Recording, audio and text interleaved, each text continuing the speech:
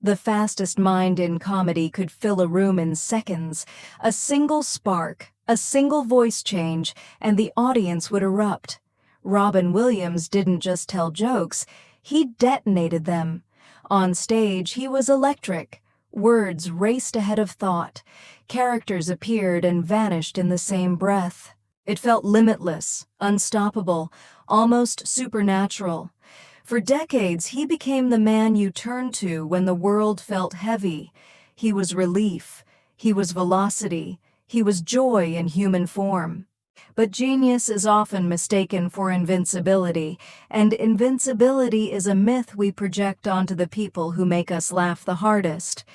On August 11, 2014, there was no audience, no spotlight, no applause, just a quiet home in Northern California.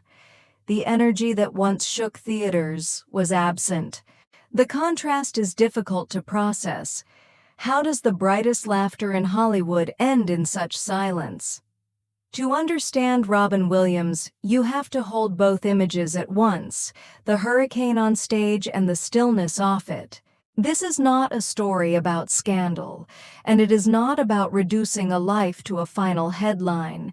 It is about tracing the arc from a lonely child who learned to create imaginary worlds to an artist who could command millions, to a man navigating complexities few fully saw. Because the laughter was real, the generosity was real, the brilliance was real, but so was the struggle. Over the next chapters, we will separate myth from human reality, and we will ask the question that lingers long after applause fades. How heavy can joy become when you are the one expected to create it? The world remembers the laughter. Tonight, we examine the silence. Before the world knew his voice, before the speed, before the improvisational storms, Robin Williams was a quiet child growing up in Chicago.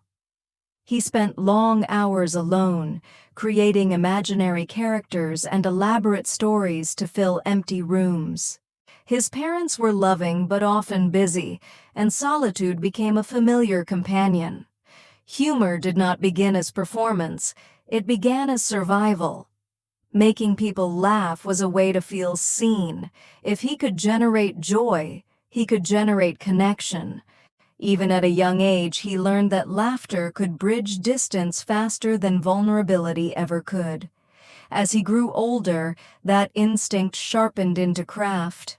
At Juilliard, surrounded by serious actors and classical training, Robin's energy stood out. His mind moved quickly, sometimes too quickly for structured environments, yet beneath the speed was discipline. He studied voice, physicality, emotional timing. He understood that comedy, when done right, required precision. What most people saw as spontaneous brilliance was often supported by intense preparation, but there was a subtle duality forming. On the outside, exuberance, rapid-fire imagination, fearless performance. On the inside, sensitivity, self-doubt, and a constant need to prove that he was more than just funny. The stage gave him freedom, but it also gave him expectation. And once expectation attaches itself to identity, stepping away becomes difficult. The world was about to discover his genius. What it wouldn't see yet was how much of himself he was already pouring into it. When fame finally arrived, it didn't knock. It exploded. With Mork and Mindy, Robin Williams became a phenomenon almost overnight. His alien character felt unpredictable, elastic, unstoppable. Audiences weren't just watching jokes, they were witnessing velocity. Interviews from that era show talk show hosts struggling to keep up as Robin shifted accents, invented characters, and built entire comedic universes in seconds. The industry quickly labeled him a manic genius, a description that both celebrated and simplified him. On stage, he delivered stand-up sets that felt like controlled chaos. rapid-fire cultural references, political riffs, physical comedy that seemed to defy gravity. The laughter was thunderous, the brand was clear, boundless energy. But boundless energy comes with intensity. Behind the scenes, the pace was relentless. Tours, television appearances, film offers stacking up. The 1980s brought both opportunity and excess. Like many artists of that era, Robin navigated a culture where substance use was common and often normalized. He later spoke openly about those years, about the speed at which everything was happening, and about the choices he made. The public saw the spectacle. Few considered the toll. When your identity becomes synonymous with momentum, slowing down can feel like failure. And when audiences expect you to outdo yourself every night, moderation feels almost impossible. Yet even during this period of explosive success, glimpses of something deeper surfaced. Beneath the improvisation was intelligence. Beneath the chaos was awareness. He wasn't just performing, he was observing, processing, absorbing the world at high speed. The spotlight was brighter than ever, and the applause was louder.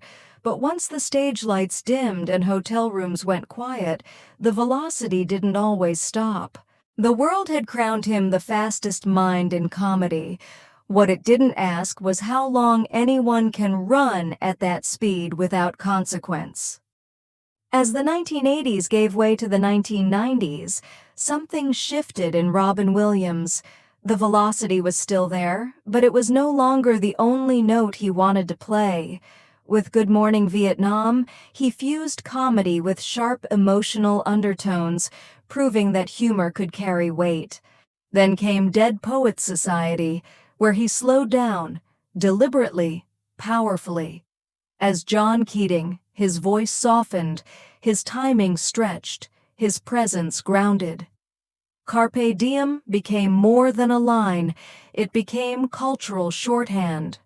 Audiences saw a different dimension, not the hurricane, but the guide. Not the manic improviser, but the thoughtful mentor. The performance revealed what had always been there: restraint beneath the speed, empathy beneath the punchlines. That range expanded further with Mrs. Doubtfire, where comedy and heartbreak intertwined, and later with Good Will Hunting, a role that earned him the Academy Award for Best Supporting Actor. In the now iconic bench scene, he did almost nothing, and yet everything landed. Silence became as powerful as speech. The world applauded his versatility. Critics spoke about depth, not just energy. For Robin, this period marked validation. He was no longer only the fastest mind in comedy, he was a respected dramatic actor. But transformation requires emotional access. To play mentors, fathers, wounded souls, you must draw from somewhere real. The more nuanced the performances became, the more internal they were, and internal work can be draining in ways applause cannot replenish. While the industry celebrated reinvention, few noticed the accumulation of fatigue that can follow decades of emotional output. The laughter still came easily. The craft was sharper than ever. Yet the same sensitivity that allowed him to inhabit complex characters also meant he absorbed more than most. The applause was loud. The recognition was undeniable.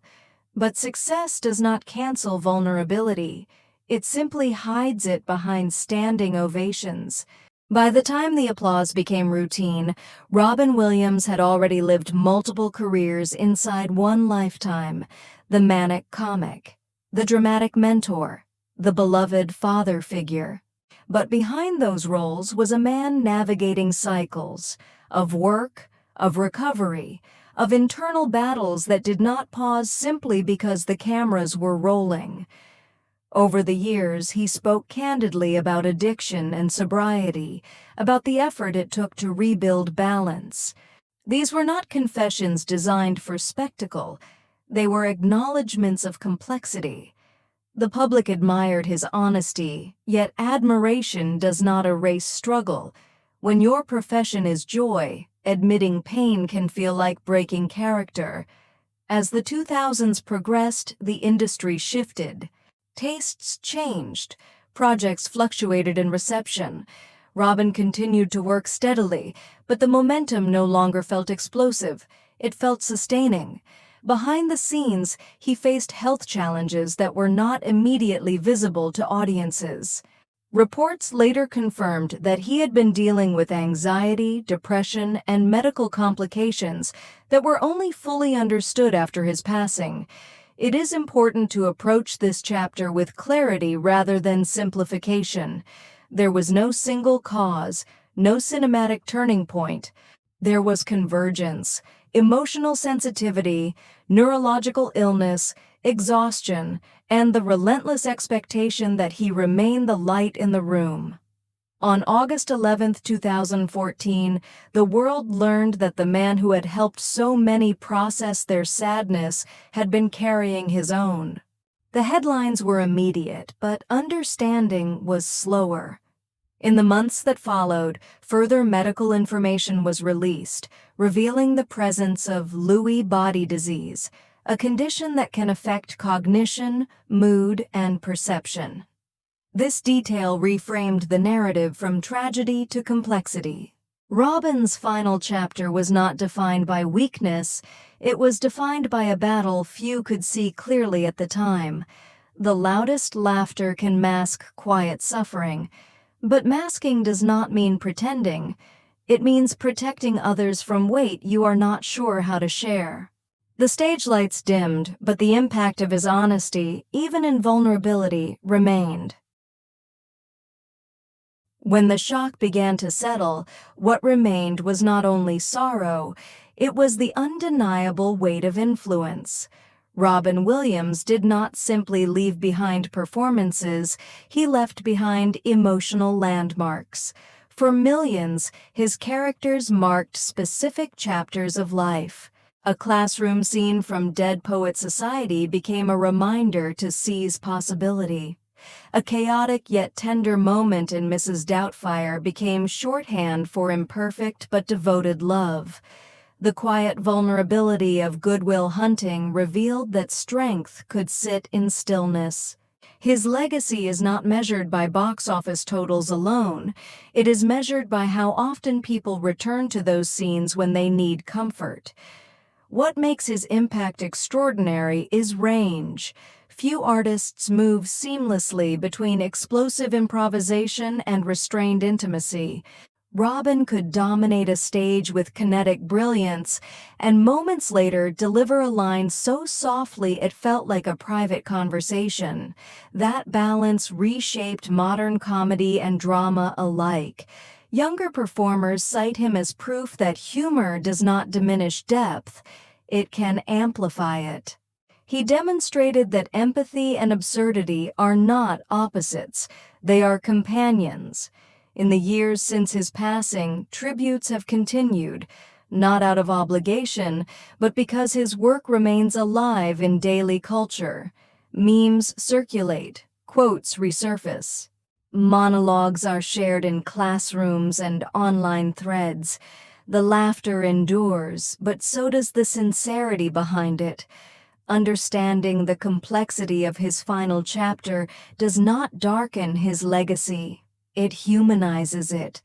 It reminds us that the people who carry light are still human beings navigating their own shadows. Robin Williams made the world lighter for decades. That light did not vanish with him. It persists in replayed scenes, in remembered jokes, in the courage his characters inspired. The curtain may have fallen, but the warmth remains, steady, generous, and deeply human.